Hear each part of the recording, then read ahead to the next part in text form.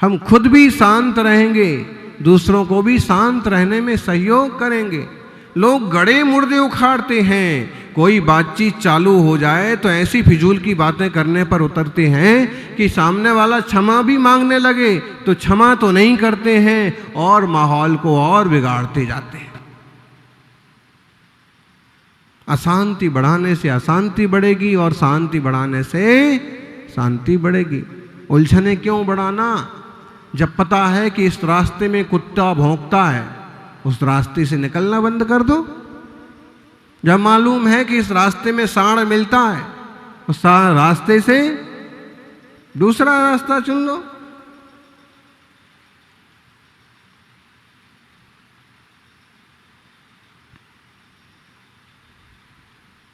पर है, स्वा स्वा है। स्वा को जाने, स्वा में रमे जमे तो जीव का कल्याण होगा। भगवान शांतिनाथ की स्तुति में बड़ा सुंदर श्लोक लिखा शुभचंद्र आचार्य ने।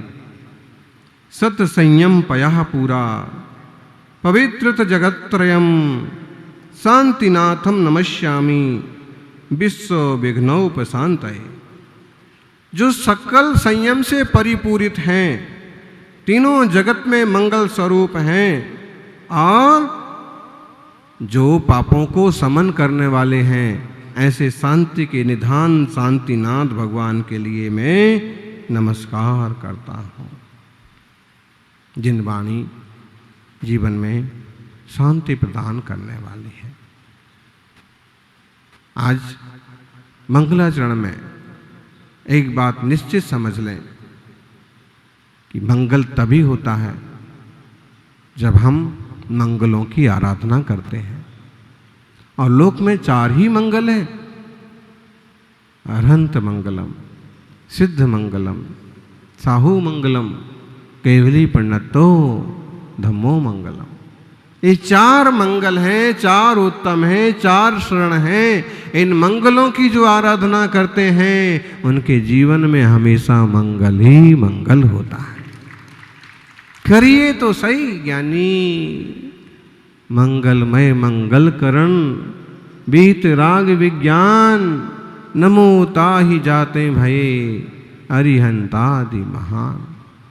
करी मंगल करी हो सदा, ग्रंथ करण के काज, याते मिले समाज सब, पावे शिवपुर राज।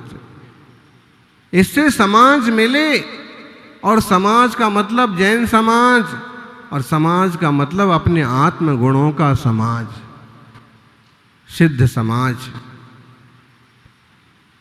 सौभाग्यशाली हूं, समाधि तंत्र के मंगलाचरण में सिद्धों को वंदन किया, और सिद्धों को वंदन करने के बाद फिर जिन वाणी को भी वंदन किया, वाणी को वंदन किया। बड़ा अच्छा वंशस्थ छंद में लिखा है, जयंती यस्या बदतोपि भारती, विभूतयस्तीर्थकृतोप्यनिहितो, शिवाय धात्रे सुगताय विष्णवे, जिनाय तस्मै सकलात्मने नमः।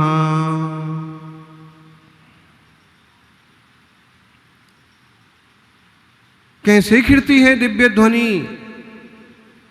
कल एक प्रश्न पूछा संध्या को किसी ने कि महाराज जी, भगवान वीतरागी हो गए, उनके राग द्वेष मोह मिट गए हैं, घातिया कर्म नष्ट हो गए हैं, फिर उन्हें कैसे मालूम पड़ता है कि प्रवचन में क्या बोलना है, उपदेश देना है, दिव्य ध्वनि खिरना है, उन्हें कैसे मालूम पड़ता है? आप बता सकते? भाभी भागनी बची जोगे बसाए, तुम ध्वनि है सुनी विभ्रम नसाए। मेघों को कैसे मालूम पड़ना है कि यहां बरसना है, यहां नहीं बरसना?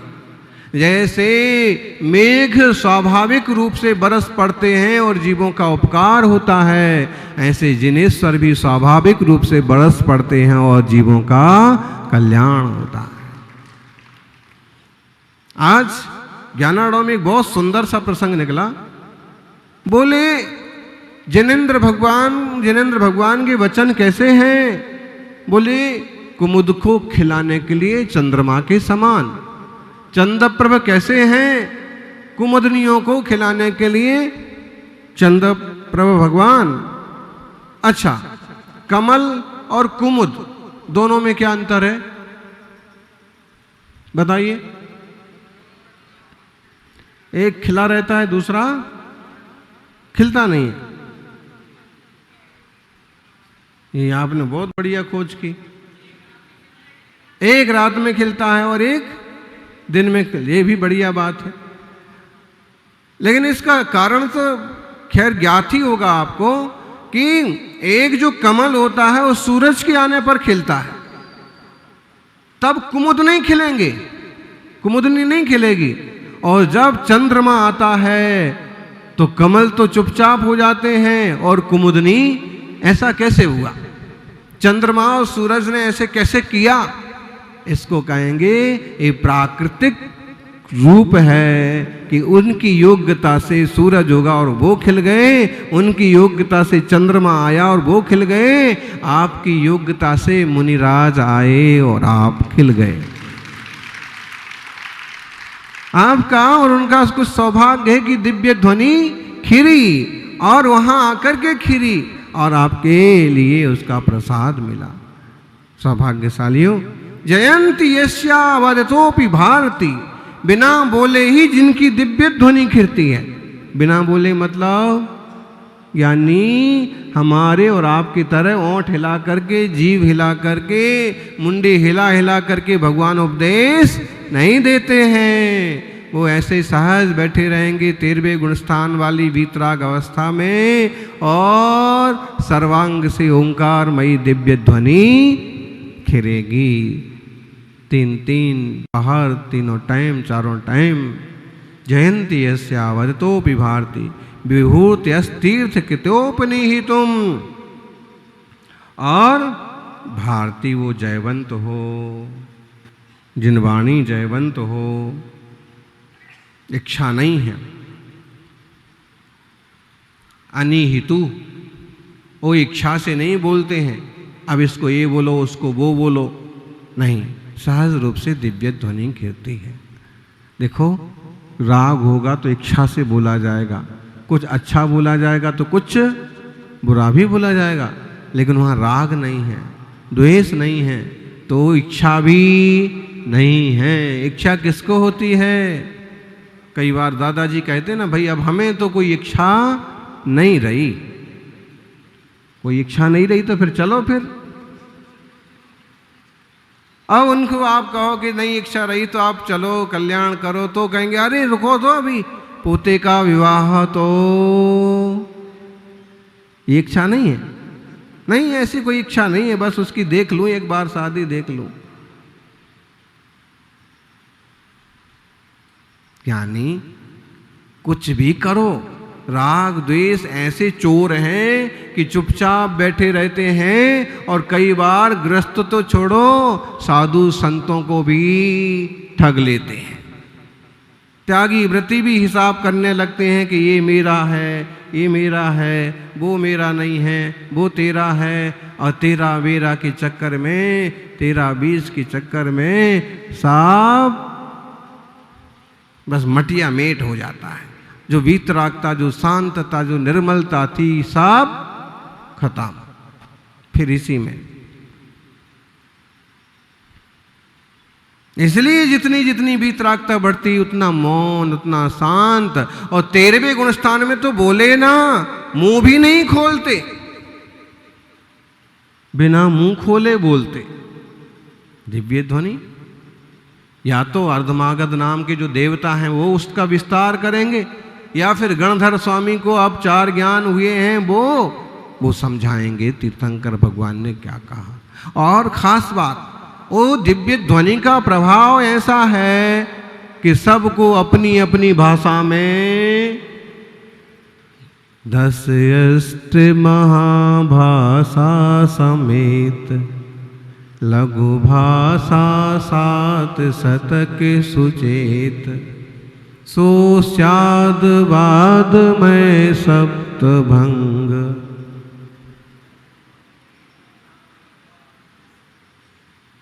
गणधर गूंथे 12 समर। ऐसी मंगलमय दिव्य ध्वनि बिना इच्छा के कीर्ति है।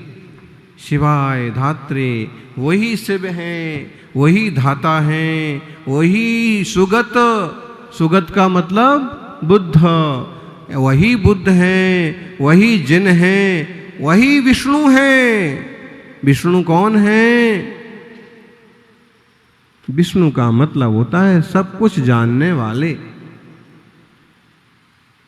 मार्गदर्शन करके जीवों का संरक्षण करने वाले। और वही जिन हैं, जिनेंद्र भगवान भी वही हैं। जिन्हाय तस्मै सकलात्मने नमः। ऐसे सकलात्मा जिनेंद्र भगवान को नमस्कार हो। मेरी भावना का पहला नंबर का श्लोक, पहला नंबर का छंद बोलिए आप। हम लोगों की जो मान्यता है कि हम कैसे भगवान को मानते हैं, और क्या हम केवल महावीर भगवान को मानते हैं, कि केवल आदिनाथ को मानते हैं, क्या केवल राम को मानते हैं, हनुमान को नहीं मानते हैं। ये छंद में आपको बहुत सारी बातें मालूम पड़ा। उसमें यहाँ तक कह दिया कि नाम आप कुछ भी रख लो, लेकिन जिसने राग द्वेष काम आदिक जीते सब जग जान लिया, सब जीवों को मोक्ष मार्ग का बुद्ध वीर जिन हरिहर ब्रह्मा, भक्ति भाव से प्रेरित हो यह चित्त उसी में लीन रहो। इसमें आ गया एक और बहुत सुंदर श्लोक है। भव बीजांकुर जनना रागाद्याक्षय मुपागता यस्या ब्रह्मा वा विष्णुर्वा हरो जिनो वा नमस् तस्मै। बोले जिनने जन्म जरा मृत्यु को मिटा दिया है, भाव बढ़ाने वाले राग द्वेष का जिन्होंने खात्मा कर दिया है। क्या मिट गया है जी? क्या मिटना चाहिए सबसे पहले? राग और द्वेष। किस किस का मिटा?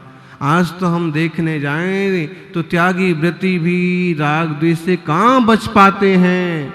भैया वो व्हाट्सएप लेकर के आ गए, देखो महाराज जी आपके बारे में क्या कह रहे हैं।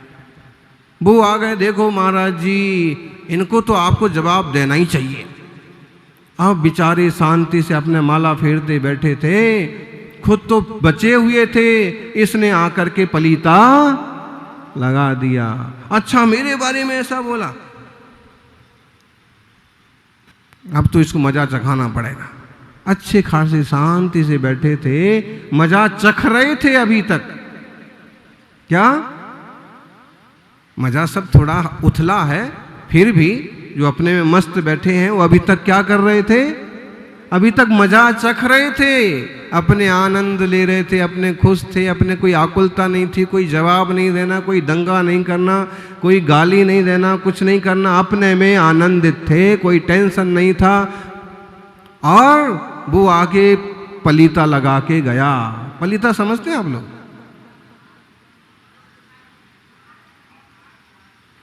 एक जमाना होता था कि जो जुलूस निकलते थे और कुछ नाचने वाले पलीता लेके भी नाचते थे, मसाल, तो उसको बोलते थे, आग उसमें जलती रहती थी,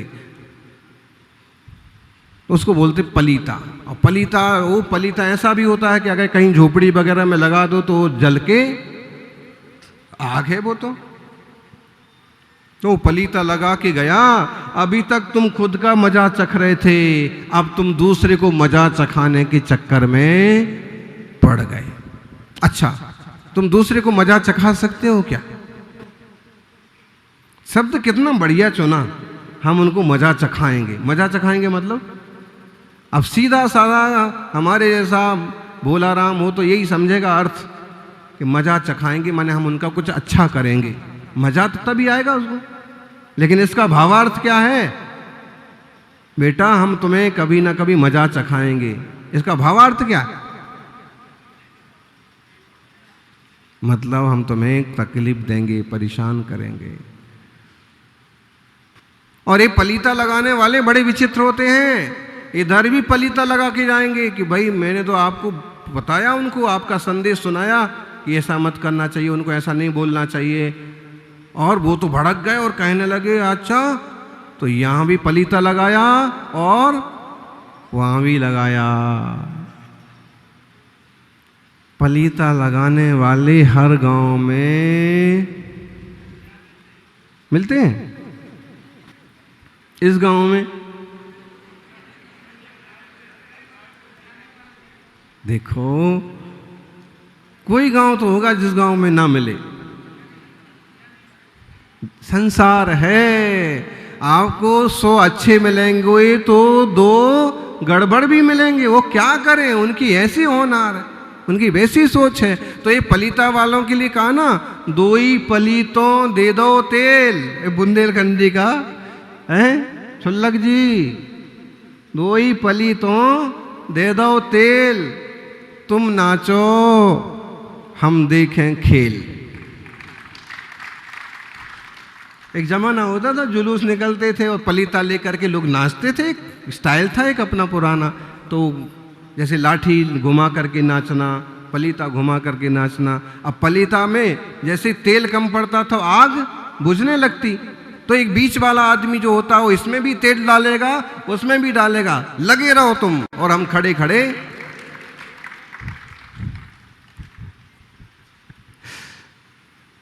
भाई पलीते के मैदान में भले तेल डालो, लेकिन समाज के मैदान में कभी तेल नहीं डालना।